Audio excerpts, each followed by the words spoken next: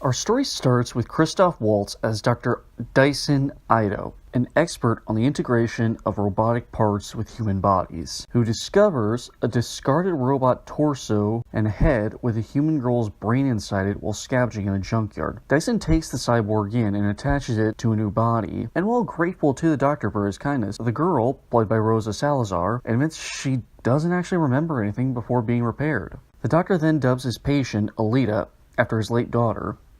And of course, like any movie where a mysterious character admits to having amnesia, it's revealed that Alita used to be a complete badass who still has all her skills from her previous life, and also, like many of those same movies, there are equally mysterious forces trying to kill Alita. There's more story after that, but I can't tell you everything. Pros. Rosa Salazar is absolutely fantastic as Alita. She's charming as hell and absolutely sells both her innocence and her status as a complete badass. And kudos to the VFX artists both for Alita's face and her impeccable martial skill. I assume Rosa did at least a little bit of the stunts, but it's probably mostly CGI, and it's some pretty damn good CGI. Well done, everyone. Well done. Christoph Waltz is obviously a great actor. I mean, just watch his work in 2 of Tarantino's last 3 movies. So it's no surprise that he did so well here. Christoph's character starts off as a seemingly, genuinely nice man. Then you, the viewer, and Alita get the sneaking suspicion he may not be as nice as he seems. Then you find out that while his character may be a bit darker than you expected, he's still a good man through and through. It's interesting to see the twists and turns you see his character make in the first hour of this film. He does a really good job, Christoph. Mahershala Ali and Ed Skrein both have smaller roles as the villains of the film, and they're both pretty darn good. Mahershala has obviously done much better in other films, and I'd say Ed was actually a better villain in Deadpool, but they both turn in some pretty serviceable work for this movie.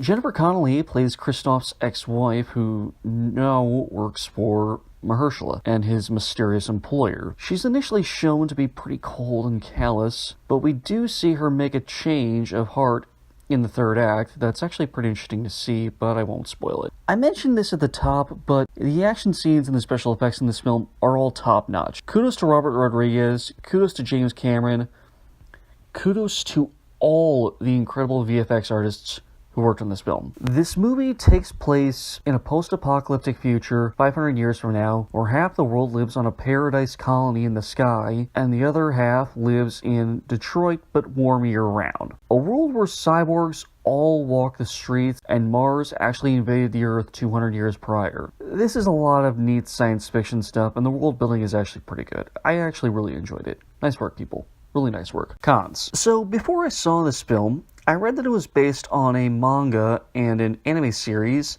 that was adapted from said manga. And honestly, it feels like it. It feels like multiple smaller stories that would have worked well for a format that was anywhere from 22 to 44 minutes per episode for 12 episodes that were all crammed into one 122-minute movie. Certain beats aren't given enough room to breathe. Certain story points aren't given enough time to be expanded upon. Certain relationships aren't given as much focus to develop as they needed.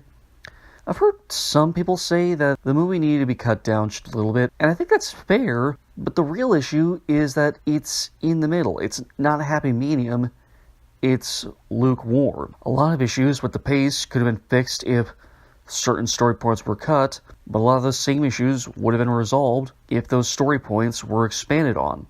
Okay, in-depth spoilers for this one. No vague details. I'm about to get into the nitty-gritty. If you don't want to know more about the story, skip ahead. Otherwise, make yourself comfortable. Okay then, you're still here. I'll assume you want to hear what I have to say. So during the film, Alita pursues a romantic relationship with a character named Hugo, who early on is revealed to be in league with the villains in pursuit of a better life.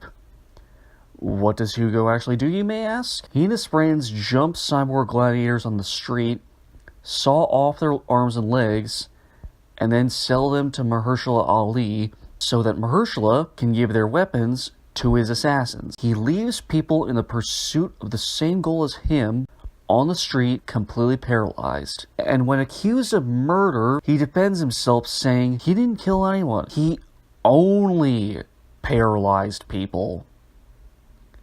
He only paralyzed some people. Like that's somehow better. Like it's somehow better that you attacked a completely unsuspecting person and took off parts of their body. And yet, for some reason, Rodriguez and company expect me to feel bad when he's almost killed by Ed Skrein and then actually falls to his death like 10 minutes later in the movie. In the immortal words of Bernice Starnes, I'm supposed to feel sorry for that bitch?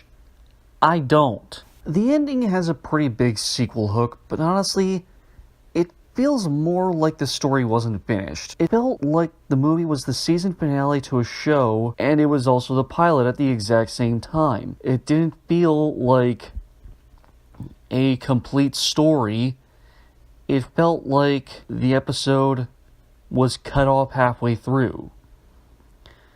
I really hope the movie does well, because I really want to see this story continue. I want to see the sequel, but not necessarily because I'm excited for more, but because I felt like I was left wanting. Like, okay, so what's going to happen next?